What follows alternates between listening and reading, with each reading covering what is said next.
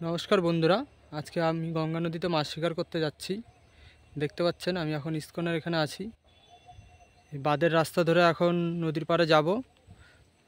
আজকে গঙ্গায় মাছ শিকার করব, কি মাছ হচ্ছে দেখতে পাবেন।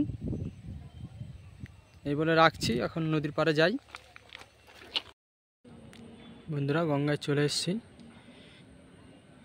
এই প্রথম হিট হয়েছে, এই যে এটা বাঁচা মাছ দেখতে পাচ্ছেন।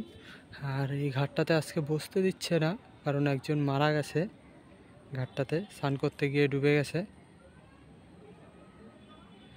উপরে পুলিশ দাঁড়িয়ে আছে, অনেক বলে এসছি এদিকটায়।